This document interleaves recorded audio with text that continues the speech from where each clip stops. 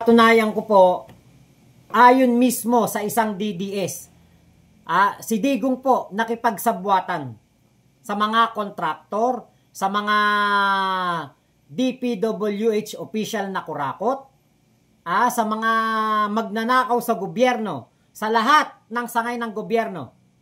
Si Digong nakipagsabwatan po. Alam niyo po kung bakit? Pinatunayan niya ni Ka Eric Celis. Pinatunayan niya ni Ka Eric Celis. Ngayon, eto, kilala niyo naman siguro si Eric Celis. Yung tapang-tapangan, kala mo napakagaling, kala mo napakatalino, yung kalbo. Ayan yung kalbo, ayan. Kilala niyo naman yan, di ba? Si Eric Celis. Nakakala mo kay galing-galing, akala mo kay tali-talino. Ngayon, ibinuking niya po si Digong dito sa video na ito. Sabi ko nga, ba't nagsasalita ng ganun si Eric Celis, na booking tuloy natin. Nakasabwat si Digong sa lahat ng mga naging korupsyon sa gobyerno. Ito po, ang katotohanan niyan. Balik natin.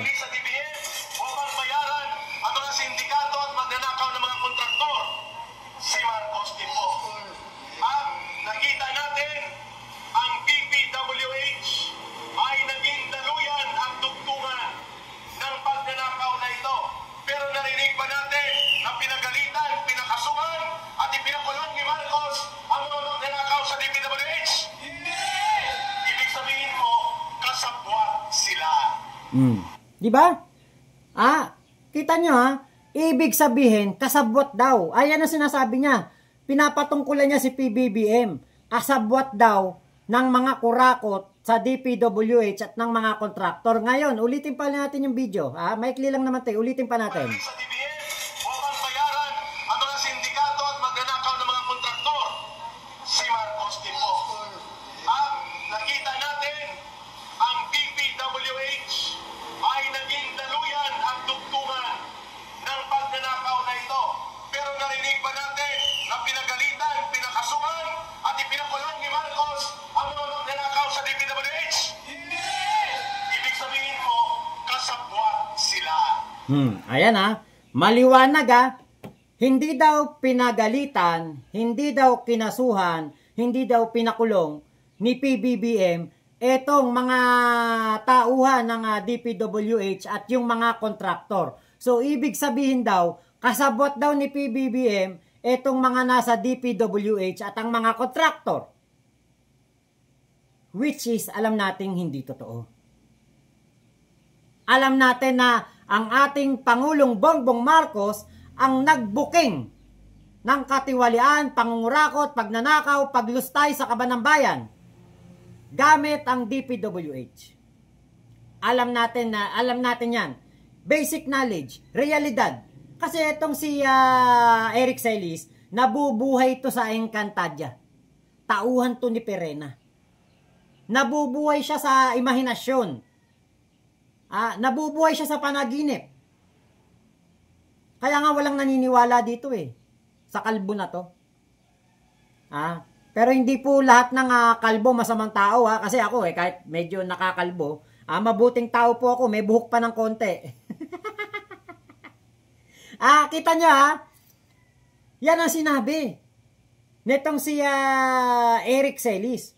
Teka, Eric Celis, balik tayo sa korupsyon ni Digong.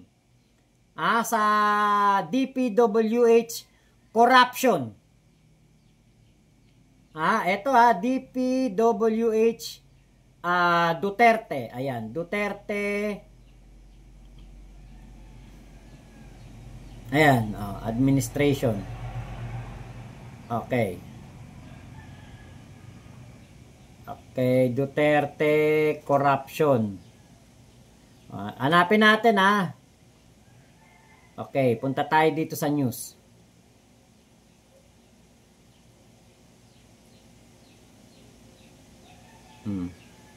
Ayon mismo sa PCIJ, DPWH under corruption.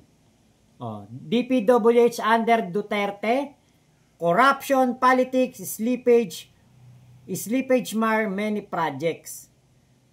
Ayan po nakalagay dyan. In the 2 years since he assumed office and promised to usher in a golden age of infrastructure, President Rodrigo Duterte has put money where his mouth is. Boasting that by his terms end in 2022, multiple roads, bridge, ports, airports will rise across the nation, his Build program now has a potential bill upwards of 8.4 trillion that will come from public funds, private monies, and loans. Utang. Yan po ang nangyari. Panahon ni Digong. BACC, volunteer against, parang ganun volunteer against, hindi pala volunteer yun. Ano ba ibig sabihin ng BAA? Hanapin nga natin yung BAC. Para hindi ako magkamali. Okay, BACC. Okay, BACC. Volunteers Against Crime and Corruption. At ang ano po nito, ang namamahala dito ay si Greco Bellica.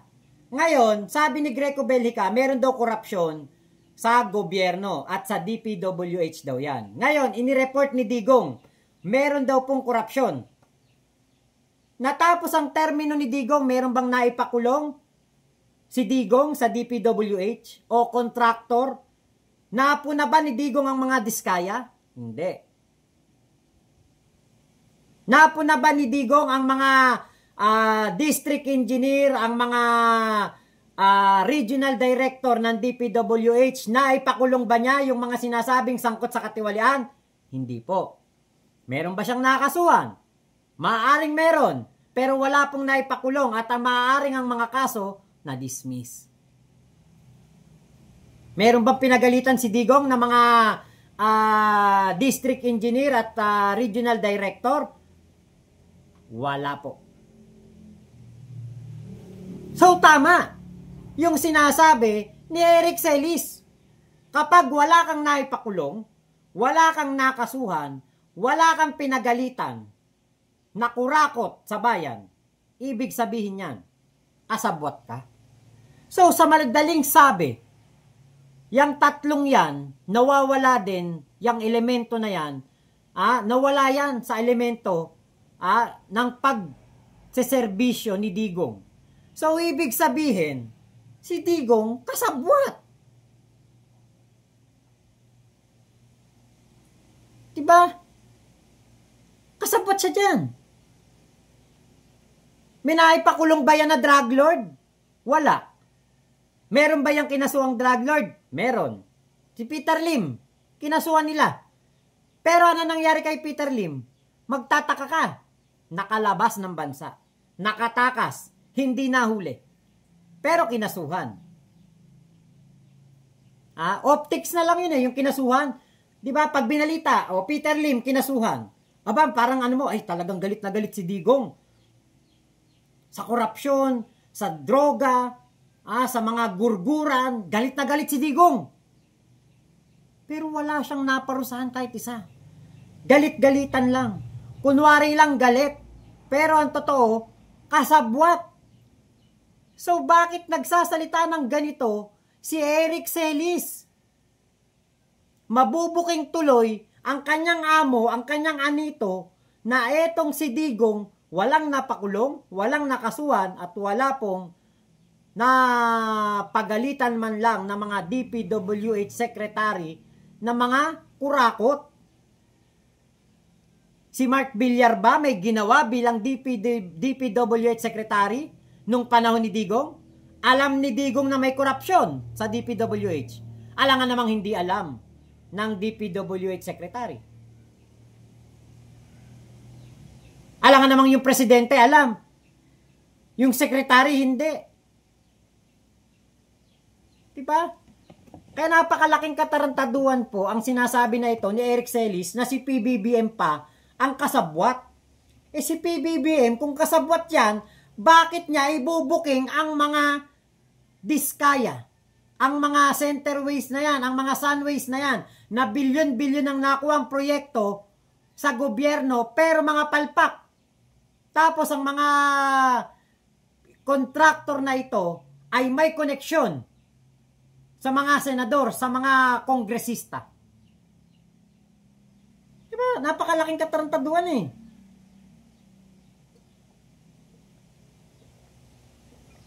Excuse lang po ha, minum lang po ako. Diba? Katarantaduhan to sinasabi ni Eric Celis. Paano mangyayari na si PBBM pa ang kasabwat, eh siya nga ang nag-expose ng corruption na ito. Alam nyo, kung pwede ko lang murahin tong si Eric Celis, mumurahin ko to eh. Kung pwede kong murahin yan, mumurahin ko yan. Sasabihin ko sa kanya, putang ina mo, Eric Celis, napakabobo mo. Kung pwede lang. Kaya lang hindi po tayo nagmumura dito sa channel ko. Hindi po natin minumura ang mga tao dito. Hindi natin gagawin yan sa YouTube channel ko. Hindi tayo tutulad sa kanila na nilalapastangan ang mga Pilipino. Ako, hindi ako nagmumura. Ayoko magmura talaga dito. Kaya yung, kung pwede lang naman, di ba? Ako, ine-example ko. Kung pwede ko siyang murahin, yun ang sasabihin ko sa kanya. Kasi itong si Digong, dyan tayo nadali ni Digong yung galit-galitan, tulak ng bibig, pero kabig ng dibdib. Kunwari ayaw sa korupsyon, pero kasabot pala. Kunwari ayaw sa droga, pero siya pala mismo at anak pa niya ang nag-i-import. O kanino galing yan? Sino nagsabi niyan? Si Antonio Trillanes. Kaya nga busit na busit. Diba? Busit na busit ang mga Duterte kay Trillanes. Kasi si Trillanes ang kryptonite ni Digong. Pero hindi superhero si Digong. Super kurakot, super sinungaling, super budol. Lahat ng super na masama, masasabi mo kay Digong. O eto, pakinggan po natin to. Eto, pakinggan po ninyo to Hindi niya masagot yung mga justifications. Eto. Drama lang nila yun.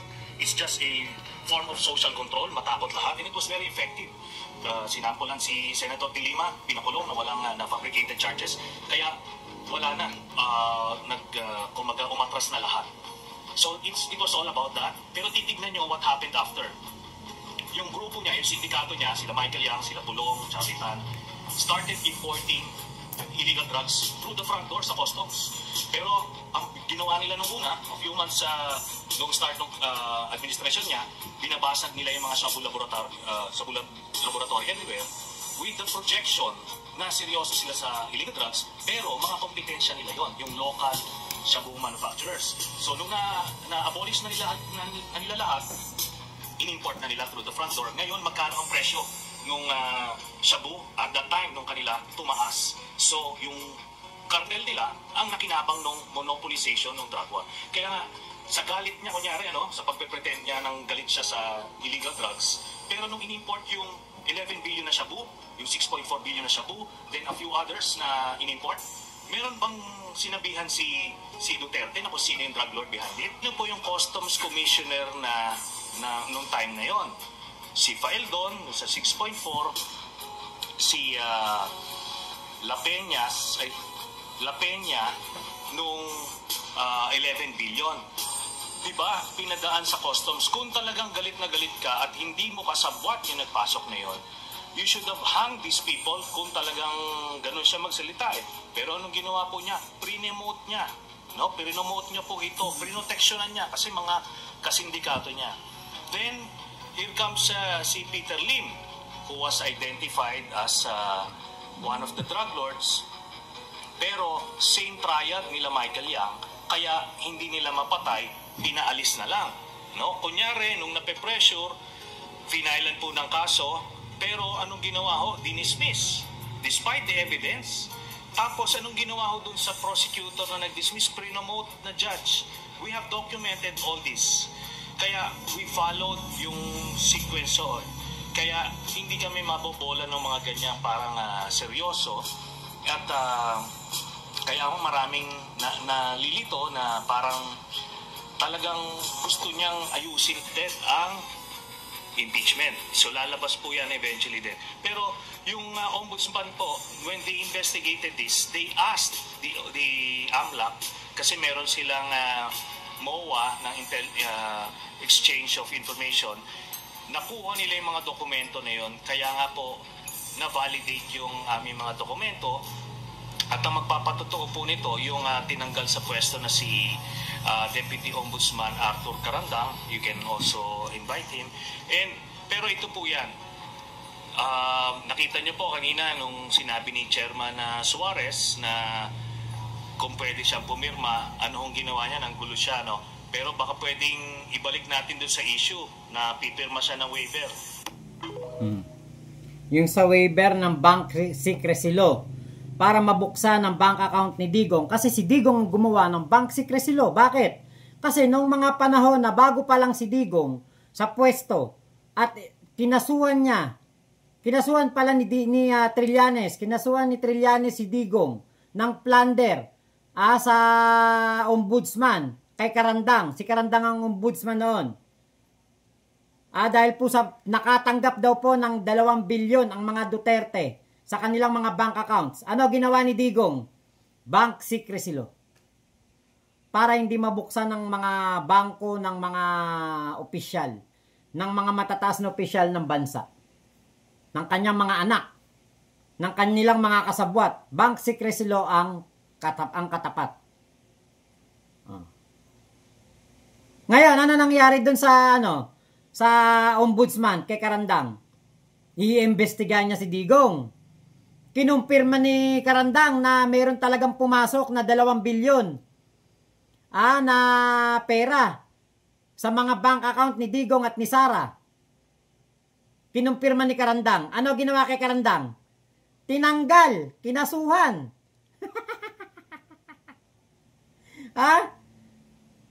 Kaya yung mga bobong DDS, di ba, paniwalang-paniwala sila, kaya Digong na tatapusin ang korupsyon, pero si Digong mismo ang umahad lang para maimbestigahan ang korupsyon. At yun nga po yung 2 bilyon na natanggap niya. Di ba? Kaya alam nyo, mga bobo na lang talaga maniniwala kay Digong eh. Naalala ninyo yung magnetic lifter na nakapasok dito sa ating bansa? Ano nangyari doon? Wala. May nakulong? Wala. May nakulong ba sa mga operasyon na ganito ng mga bilyong-bilyon na droga na nakapasok sa ating bansa? Meron. Isang matanda na caretaker ng warehouse. Pero yung mga umorder, yung mga chekwa na kasabwat ni Digong, may nakulong ba? Wala. Drug lord, may nakulong? Wala. Tanging isang matanda na nagbabantay lamang ng warehouse na walang kamalay-malay kung ano ang nangyayari doon sa loob ng warehouse. Siya lang yung tagabantay, caretaker, tagawalis lang ng mga tuyong dahon, tagatapon ng basura. Utusan lang. Siya pa nakulong. Pero opisyales, wala. Mga kasabwat ni Digong, wala. So kapag ikaw humahanga ka pa rin kay Digong, magpasa hanggang ngayon,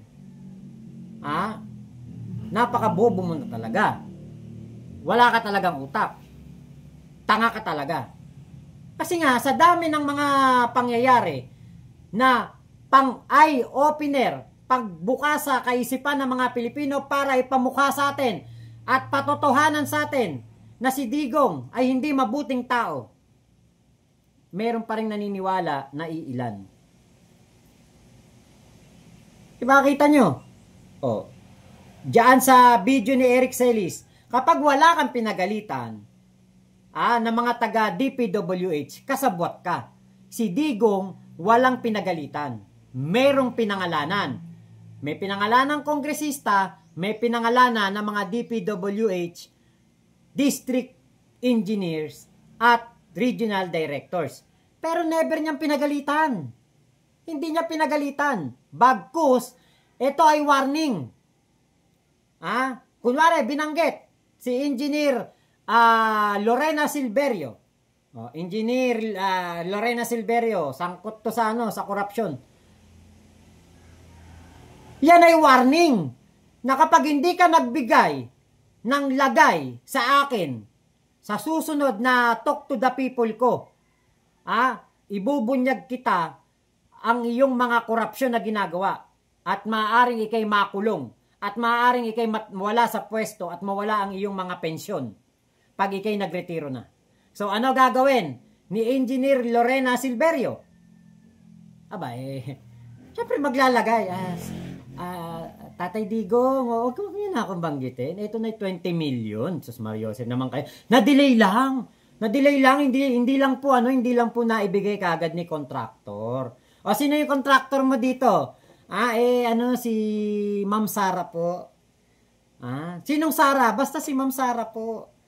Yun po yung contractor ko. Magbibigay din daw po siya. Huwag po kayong mag-alala. Na-delay lang po. Huwag niyo na po kami banggitin sa talk to the people nyo.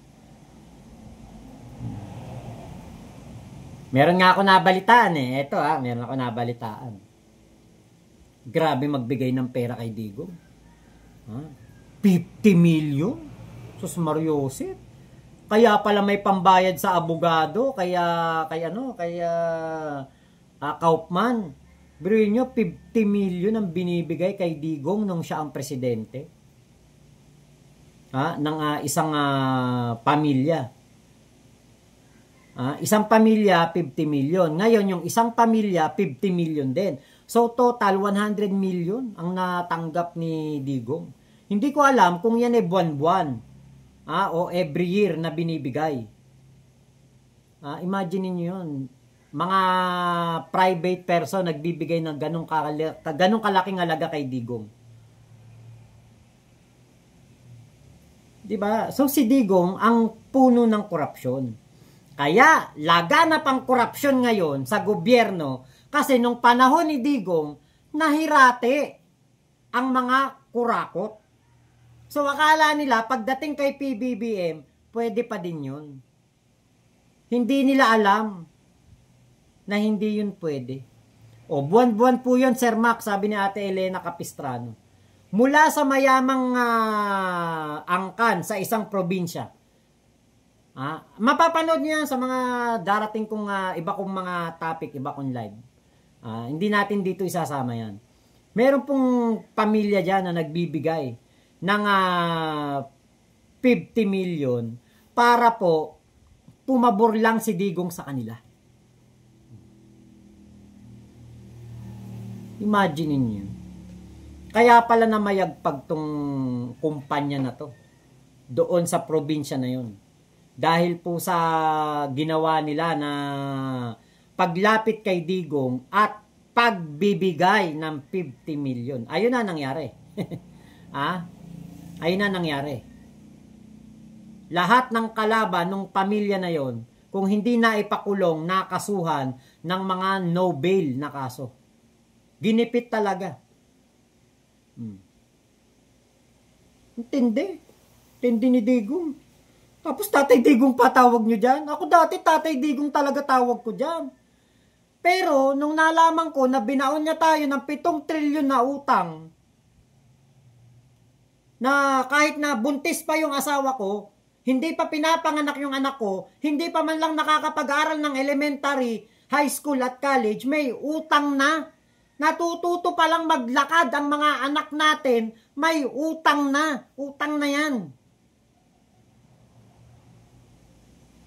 150,000. Pag pinanganak yung bata, may utang na 150,000. Hindi pa man lang nasisilayan ang mukha ng kanyang ama't ina. Hindi pa man lang dumidilat ang mata. Magiging dilat na sa utang.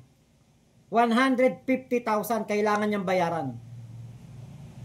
Palobo ng palobo ang utang natin. Bakit? Yung utang ng mga presidente, doon kay Pinoy, pabalik kay Emilio Aguinaldo, dinoble ni Digong. Ang interest niya, napakalaki. Ang ating Pangulong Bongbong Marcos, nagbabayad ng interest. nagbabayad ng utang. Pero napakahirap mabawasan ng malaki ang utang natin. Bakit? Sa laki ng interes. Yung ibabayad dapat natin na 1 trilyon pambayad utang, sa interes lang yun mapupunta. Malaking tipak ng 1 trilyon na yan, interes lang mapupunta. Mabawasan man yung utang natin, billion lang. Eh ang utang natin ngayon, parang nasa 15 trillion, 16 trillion. Palaki ng palaki yan. Dahil sa laki ng interes ng inutang ni Digong. 7 trilyon. O yung interes niyan, magkano? Sa isang taon. Ilang bilyon ang interes niyan? Mangutang ka nga sa Bombay eh. Mangutang ka ng 10,000 eh. 8,000 na lang ibibigay sa'yo eh. Bombay yun. Mangutang ka sa mga loan shark. Mangutang ka sa mga kooperatiba. Ang laki ng tubo. What more pa kaya yung mangutang ang isang bansa? Sa kaalyado niya, sa kaibigan niya na bansa. Malaki interest nun. Sabi ni Digong, tutulungan tayo ng mga tsekwa. Oo, tutulungan tayo. Papautangin tayo. Nakatanggap tayo ng tulong. Pero, yung tubo nun, yung interest nun, napakalaki. Kaya nga po dito, sa ating ginagawang vlog, sa ating paghahayag ng ating saloobin dito sa ating vlog na ito. Naku po. Talagang nakakadismaya ang ginawa ni Digong. Talagang ang hirap po.